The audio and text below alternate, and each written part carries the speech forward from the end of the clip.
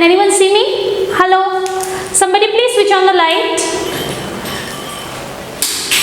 Oh, hello everyone and welcome back to the first classroom lecture video of Pen Paper Physics.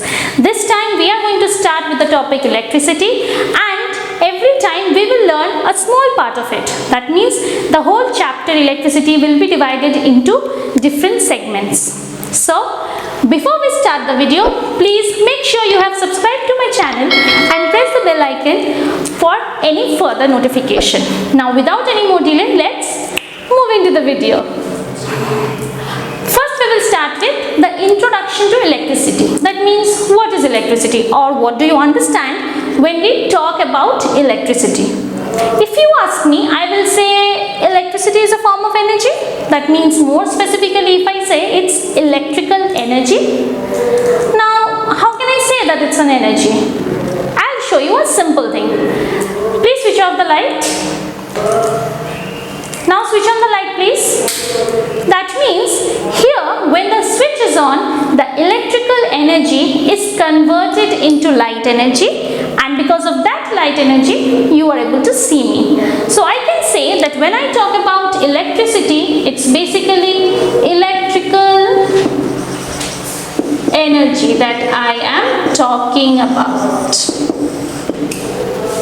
So the next thing that we are going to learn right now, that how many types of study of electricity basically we are having. We usually study two kinds of electricities, current electricity and static electricity. But right now we are going to cover the current electricity part. Clear? Fine. Now current electricity, let me write it for your reference. So when we talk about current electricity, what is current electricity? Basically, the examples are always in front of you. At your home, the electricity, the electrical energy that you are having over there, that is in the form of current electricity.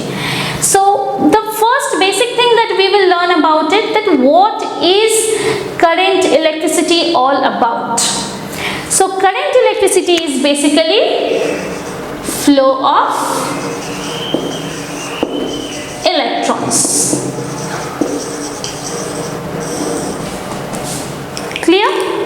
So it is basically flow of electrons.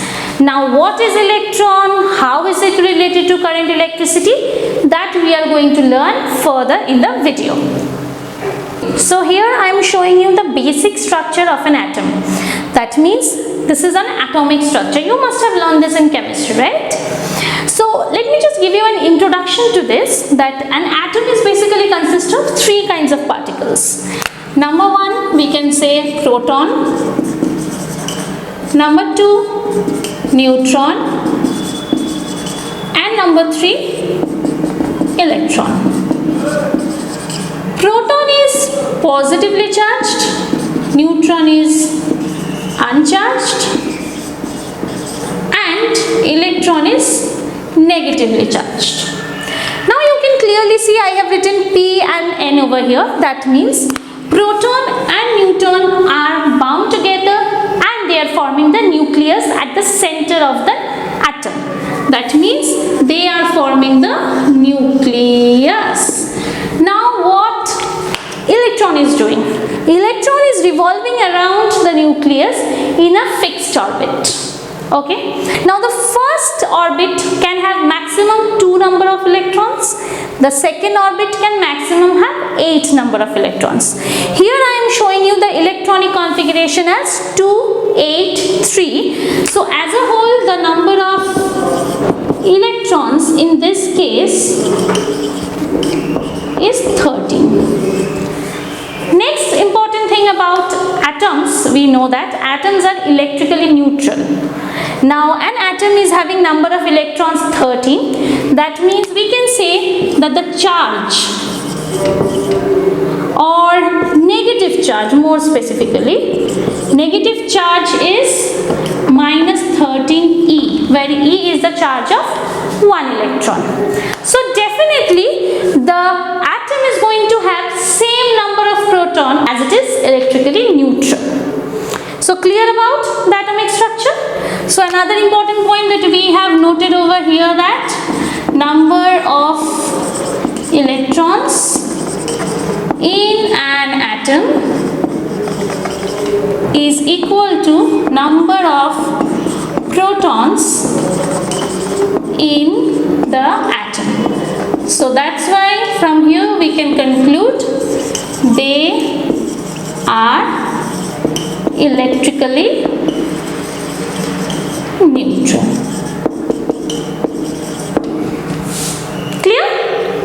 So basically now we know that each and every element is having atoms and each and every atom is having the electrons. Now these electrons are responsible for flow of electricity, or these electrons are actually carrying the electrical energy from one point to another.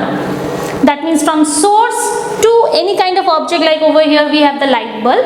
So these electrons are actually carrying the electrical energy from the source to the object or the appliance that we are using right now.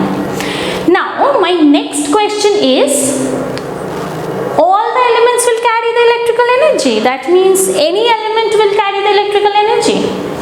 So to answer this question, or to find the answer of this question, we are going to learn the next concept of valency. You all are aware of this word valency, and we will just have a comparison between, let's say, aluminium and chlorine. So basically an aluminium's electronic configuration is basically, aluminium is 13, so we can say 2, 8 and 3, whereas chlorine is 17, so it's basically 2, 8 and 7. So the outermost shell of aluminium is having 3 electrons, whereas the outermost shell of chlorine is having 7 electrons. Now we all know that it's the general property or the general characteristics of any kind of elements to obtain a stable structure, more specifically to have the octet structure. Now aluminium is having 3 electrons in the outermost shell, correct? So it is easier for aluminium to release these 3 electrons and become positively charged. So they will become Al3+, and it is easier for chlorine to accept 1 electron and get the octet structure. So they are going to take 1 electron and it will become chlorine minus. So generally aluminium, that means we can say metals. Metals have a tendency to release electrons, whereas non-metals have a tendency to accept electrons. So from here we can say that metals have a tendency to release electrons, so we can have some electrons to flow from one point to another because they are released from the outermost shell. But in case of non-metals, they are going to accept the electrons, so they won't release any electrons to flow through them. So basically in metals we can have the electrons for conducting electricity, whereas in non-metals we don't have the electrons to conduct the electricity. So basically metals are good in conducting electricity, whereas non-metals cannot conduct electricity. So let us have some examples over here, like the material that we use in our daily life for making wires, copper. So copper is a metal. Then we can take an example of silver. Silver is considered to be the best conductor. Okay. So basically metals can have free electrons, or metals can release electrons, and non-metals are going to accept it, so we cannot have released electrons in non-metals. Now we will focus on the metals. So now we are going to study about free electrons. So let me write it first for you. We are going to learn free electrons. Now what is free electron basically? When we consider a metal has a tendency to release electrons. Most of the metals have the number of electrons in outermost shell less than 4. So they can easily release electrons. Now why will they release electron? It's not that somebody will come and say, okay, I want to conduct the electricity, and the metals will say, okay, you take electrons from me. No, it's not going to happen like that. There is a specific reason, and the reason behind in most of the cases is the thermal energy.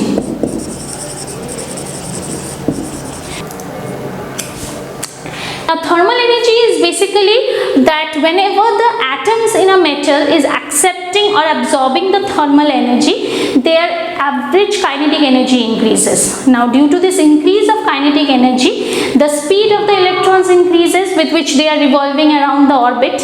Now the electron at the outermost shell are loosely bound. What I said? Are loosely bound. Now because of this less attractive force that this nucleus is going to exert on it, because of this less attractive force, an increase in kinetic energy due to acceptance or absorption of thermal energy, these electrons can easily break the attraction with the nucleus and they become free. So they start moving through the metal without any kind of attractive force or being attracted by the nucleus. So they become free electrons. The other orbit electrons are bound with the nucleus due to the attractive force, but the loosely bound electrons in the outermost shell can easily free throughout the conductor, move freely throughout the conductor because of this acceptance or absorption of thermal energy. Now this is a very rough diagram inside a metal. So basically this plus means they are positive ions or cations since they have already released the electrons, and this red color dot means I am representing over here are the free electrons. So we have I am just assuming that per atom we are having 2 free electrons over here.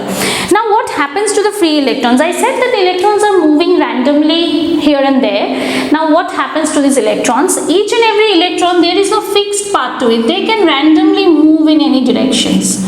They will continue to have this random motion everywhere throughout the wire.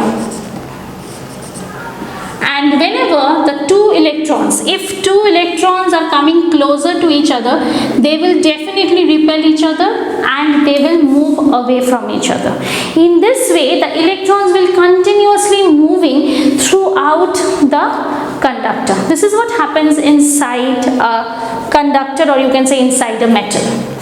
Now, these electrons are already moving, but they are not conducting any electricity. No conduction of electricity right now, as they are moving here and there or randomly in all possible directions. Okay, so now here in the next picture you can see that electrons are moving in a fixed direction.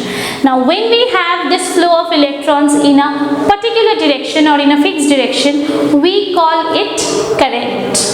The physical quantity that defines the flow of electrons in a fixed direction is called current. So I can say that current is basically flow of